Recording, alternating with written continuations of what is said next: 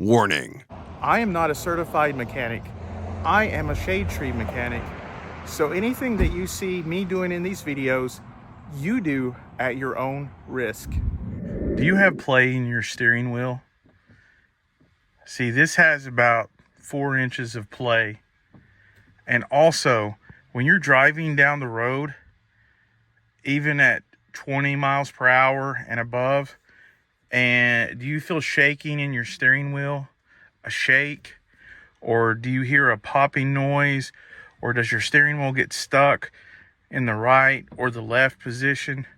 Or maybe a combination of these symptoms. It doesn't have to be just one symptom, but a combination.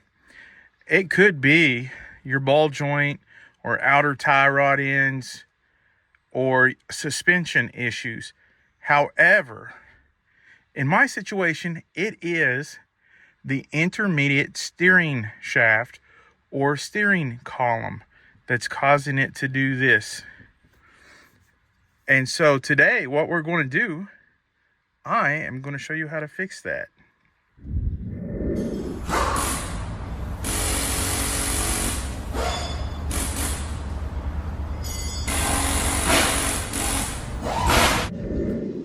Welcome to another Garage Time with Goody.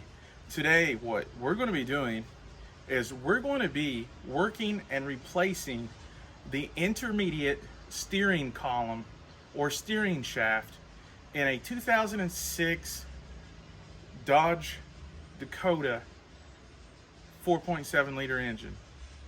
Well, let's get to it. Underneath the brake booster in this Dodge Dakota, and right beside where the exhaust comes up right there, this is the intermediate steering column or steering shaft. I've reached down and I wiggle it back and forth, and I can feel that it's loose. So that is what I need to replace. A good third-party replacement is about $40 in 2024. I will be putting a link to the part in the channel description in case you need to replace yours. So what I'm going to be doing now is I'm going to jack the truck up, and I'm going to get in and replace this part.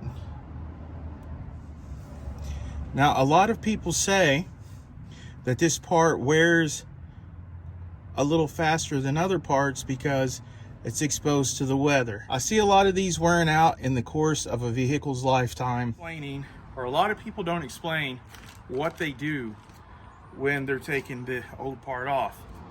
I'm going to explain to you. This is the new part I ordered. I'm going to take it out of the package.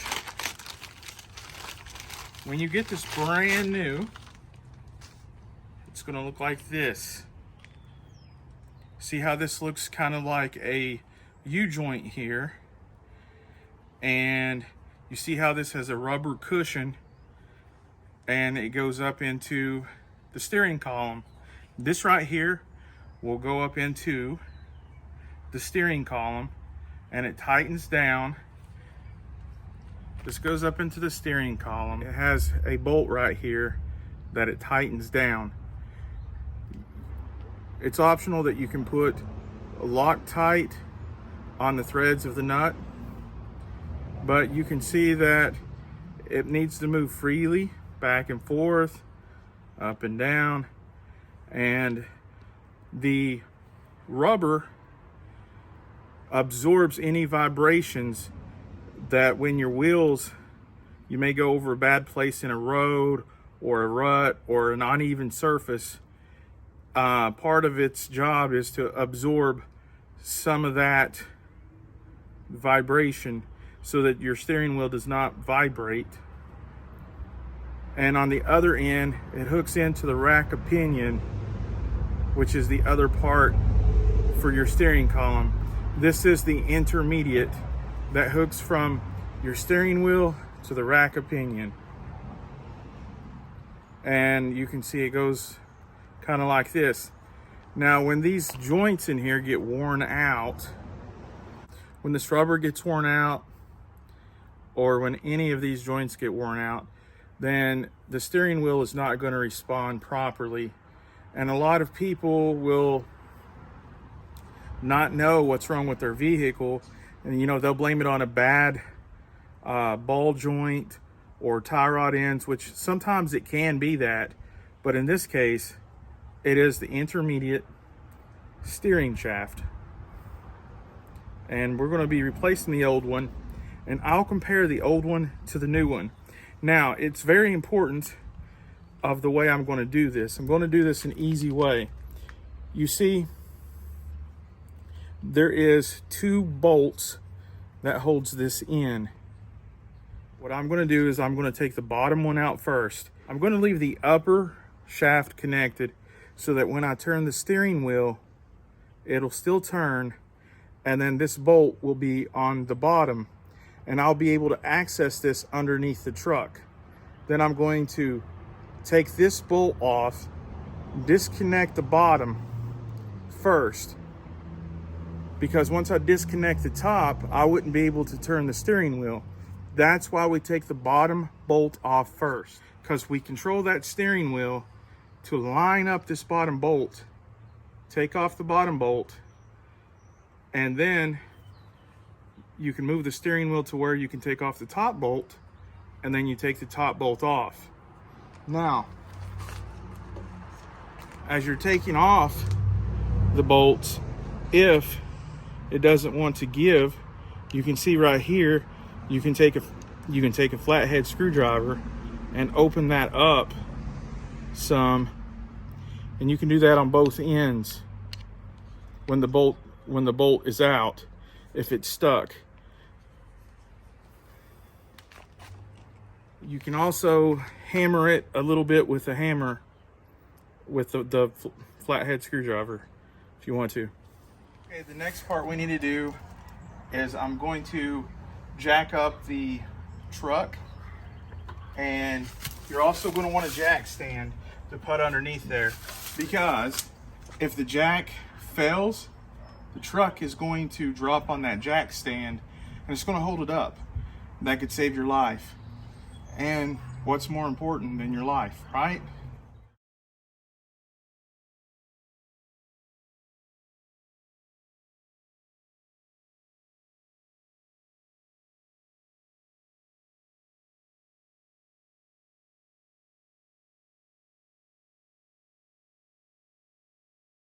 I am underneath the truck. This is the rack of pinion right here. It goes all the way to each side of the truck. Now I'm currently on the driver's side. You will see the differential on the front, that the axles are going in on each side.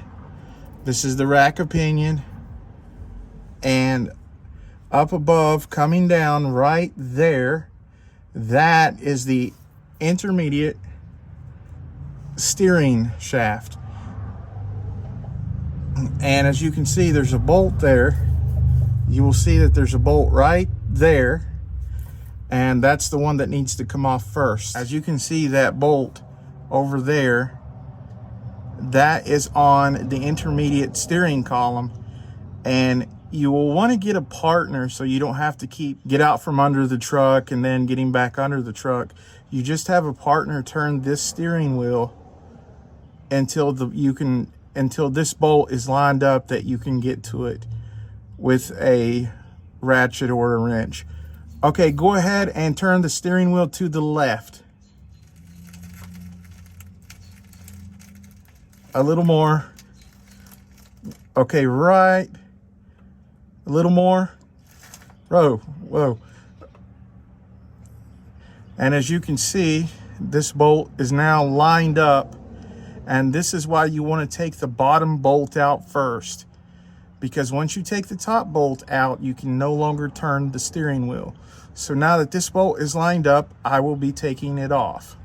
As you can see right there, we have the bolt lined up now on the intermediate steering shaft, and it is a 13 millimeter in this case, and I'm going to be using a swivel extension with the ratchet to get that loose.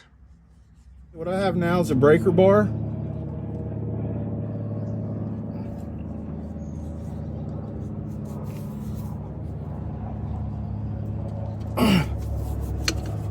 What I'm gonna try is a ratchet, and I'm gonna try a cheater pipe.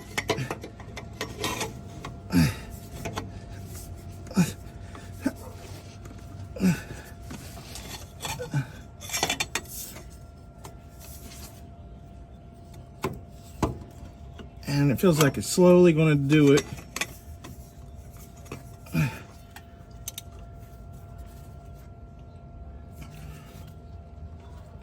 Okay, I got the cheater pipe on there, and I think I broke the bolt loose.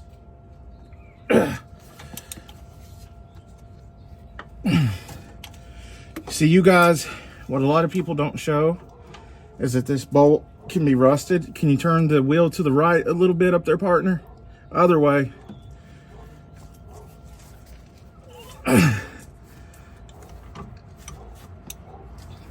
It's a very compact space, and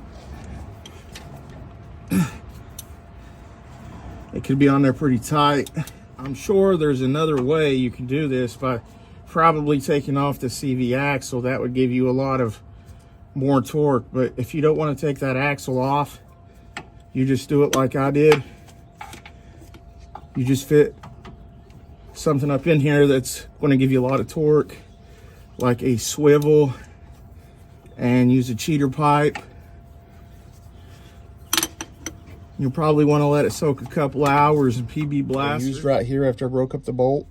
I went ahead and I got about a 12-inch extension that I'll show you in just a minute, and I went over the cross member, over the axle, and through the woods. Just joking, there's no woods. And I put the cordless impact onto the bolt, just 13 millimeter, and I went ahead and finished backing it off because that is one big bolt. But I did start the bolt by a breaker bar because the impact gun wasn't strong enough. And I can go ahead and hand tighten this screw as it's now come off, and then it's ready for me to push the sleeve up with the screwdriver and get that off of there. But right here I've turned it to the split, and I'm going to put a flathead screwdriver in there and separate that split and wiggle it back and forth and pull that up out of there.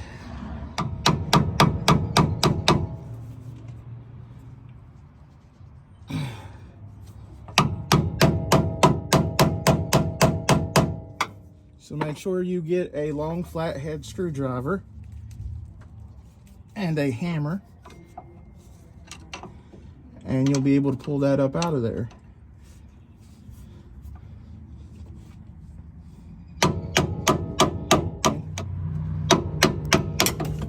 Right there is where it was connected to, and it is off of there now, as you can see.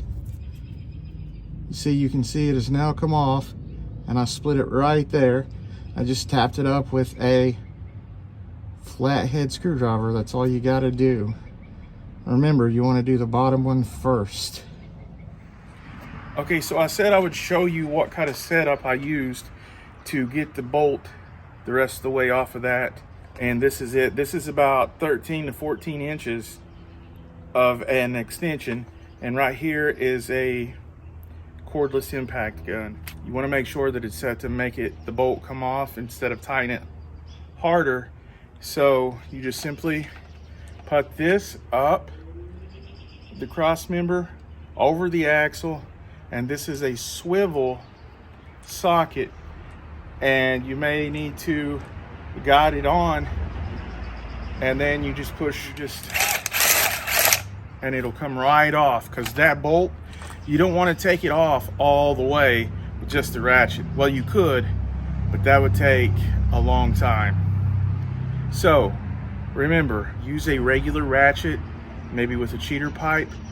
If it won't come off this way first, that's what I had to do. And then screw it the rest of the way off there with an impact gun with a big extension. Okay, what I'm gonna do now is I'm gonna go and try to get that top bolt. I'm gonna let the truck back down, and that way I'll be able to reach in better and to access that bolt because it's under the brake booster. I'm gonna get the jack stand out, then I'm gonna let the truck down. Jack. I'm not done with these tools yet, so I'm just gonna leave them there. And as you can see, I can reach down in here a lot better. As you can see, I can reach down in here a lot better now. I'm gonna try to get down in here where you can see this is the bolt right there that's going to give me a hard time. What I'm gonna do, I'm gonna put some PP Blaster on it and let it set for about an hour. And then I'm gonna come back to it and I'm gonna try to get it to break loose. And then I'm gonna try to take it off with an impact gun.